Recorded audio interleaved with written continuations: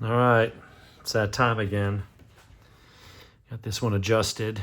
The Bulova, go check out that one, or Bulova, however they pronounce it. That's the Marine Star Series B with a really bright orange display with white accents and silver. Love it.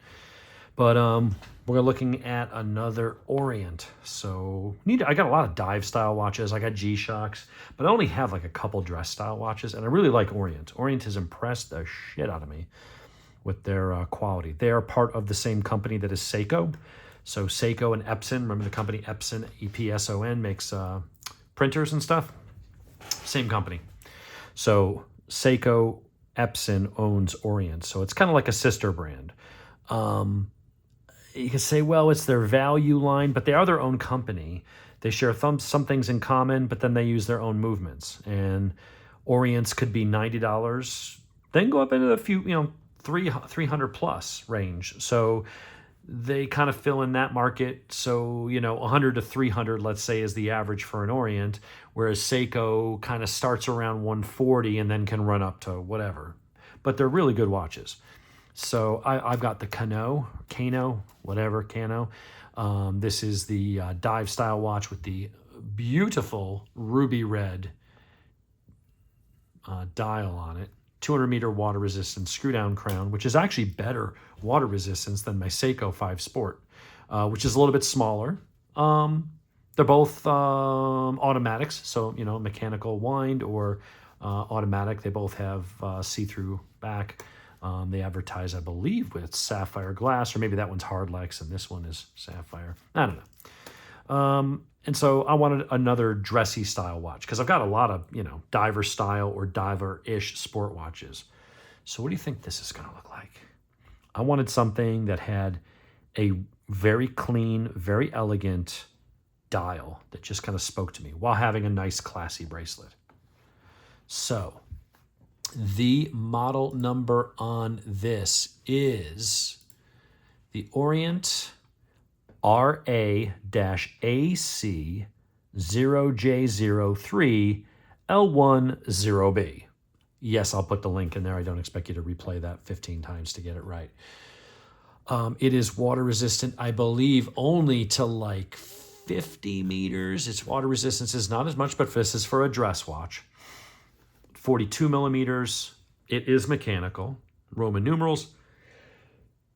I'm gonna sneeze. For fuck's sake, just sneeze already. All right. Guess we're not sneezing. What I like, and this will show up more in the sun. You're only catching a little bit of it now. I don't know if I can get a brighter. If I put the light on it, it might drown it out. But that is a really deep, vivid kind of blue. It's going to look really, really cool in the sunlight. And if you can get it to focus really up close, that blue, I don't think the lighting is good enough. It's pebbled. There's like a texture to it. It's got a really neat dial. When you look at it up close, you can see that there's a bit of a pebbling to it. It's very simple. I don't believe this has any kind of lume, so there is that. But on a dress watch, less concerned with that. It is not a standard class, but it's that sort of, what do they call this, butterfly? No, the butterfly is the 2. Whatever this one is called, it's the same, it's on most of them. The difference is it doesn't have the secondary clasp, and it is just a small one. And it's stamped. Nothing fancy, although it's a nice Jubilee-style bracelet. It does have the glass on the back, so you can see the automatic movement. I believe this is one of their own movements. Not a screw-down crown. Just a basic, hours, minutes, seconds, and a date. But just very, very clean. So we'll go ahead and put that on the wrist. I did already size it for myself before. Really nice. Light, not really overly thick. It's just the right size. 42 for me is the minimum. I don't like to wear anything less than that. But if you wanted a nice, clean, elegant kind of dress watch, but there's some element of sporty here. It's not leather. It's got the nice bracelet and stuff like that. It is a little bit smaller than the Kano. I would say it looks a little nicer. You know, what you're giving up here, you know, on this one, you've got a bit more robust. You got the diver bezel, and you've got a screw down crown with 200-meter water resistance. And on this one, you have the day and date. Here, you just have the date. You don't have as much water resistance. But it is a beautifully polished, really, really nice little watch. So this is definitely the dressier of the two. I will say, you know, there's no half links, so you may struggle to get it to adjust to your wrist. I've got it just a tiny bit snugger, more snug, but not too much than I would normally wear. The problem is if I put one more link back, then it's too floppy. There are no micro adjusts. That's probably the downside of having this very small, clean clasp, is that when you've got the bigger ones, you've got your micro adjusts. You got a lot more real estate to put that. There is no place to put that. Would have been nice if they did a couple half links. I was able to get it to fit well enough. I won't say it's perfect, but it's pretty dang good. So goes on, it's just a little bit snug. So there may be days where you're a little fatter or retaining more water that you might go, oh, it's a little tight. Well, you're gonna have to wear another watch that day. That's the one downside I have found to this.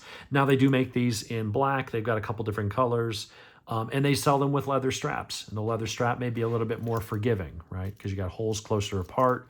When you've only got the full size links, you know, normally you get as close as you can, and then you adjust it with the micro adjust to fine tune. So you have it in the middle, and then you get it where it's just a tiny bit big, you move it to the tighter position. Or if it's a little bit loose, you know, whatever, then you go in the other direction.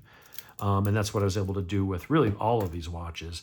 This one doesn't offer the micro adjust. That's probably the only thing I would ding it on, but I knew that going in. That's just a byproduct of having this small, more dress, simple, a little more classy kind of clasp than this big, hulking, clunky, you know, kind of thing. You get more bracelet and less clasp, whereas here you got the big clasp and all these extra big pieces under there.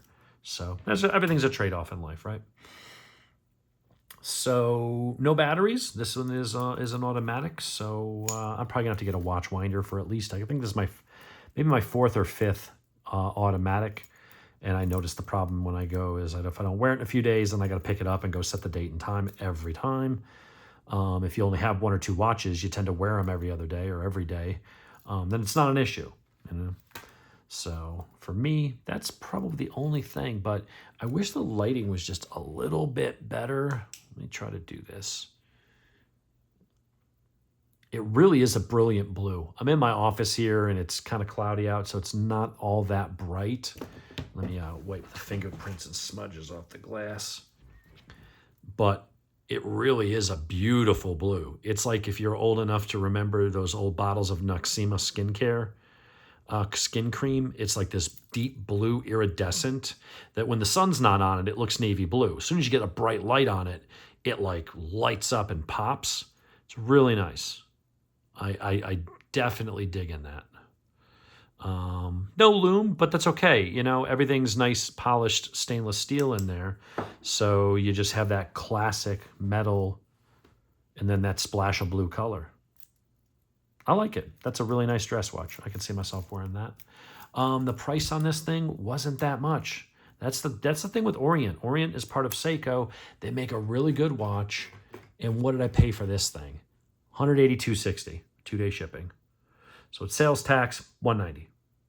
Really nice watch. I love the bracelet, other than that lacking a micro adjust. But apart from that, it's a really, really gorgeous watch. So definitely a thumbs up.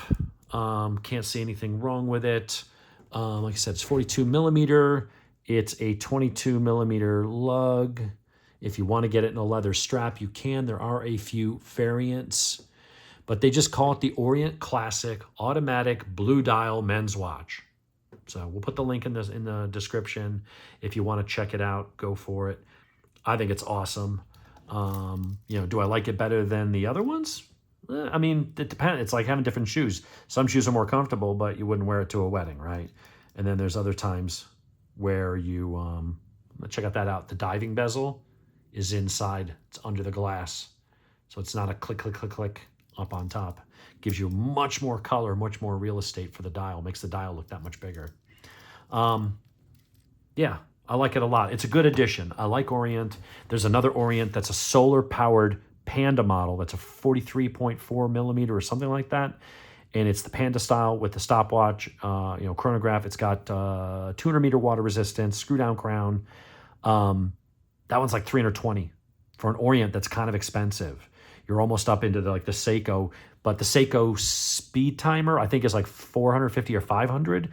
So it's a cheaper version from the same company. It's beautiful and it's solar powered, which is really nice. So I've been happy with all the Orients that I've seen, the reviews I've watched, and certainly now the two that I have. We'll see how this wears after a while, but I've been wearing this one a lot. This is one of my more popular watches in my rotation is the Orient. Just love the red. Something about it just feels good. And I wear the Seiko a lot. Seiko's a little bit small for me, but I really do like it. It's a really comfortable, really nice blue. That one does have some good lume. Actually, I think that one does as well. Yep. And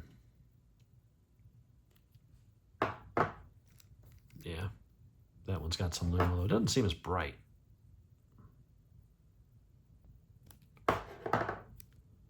I'm never really a big lume guy because it's like, if I'm in a place where I'm like, I got to set my watch at night in the dark and I don't have light or anything like that, I probably have a G-Shock on anyway or look at my phone. But anyway, there's your Orient. Really nice, very cool, classic style. I'll put this in the same category as my Bulova Precisionist. It's got the smooth sweeping hand. And I've got that Citizen Classic. It's right in there. A little bit more in price than the Citizen, but not as much as the Bulova. But beautiful. Can't wait to get that in the sunlight. I think that's going to really pop and come alive. So there's the Orient. If you enjoy, hit like, subscribe, and we'll talk to you guys later.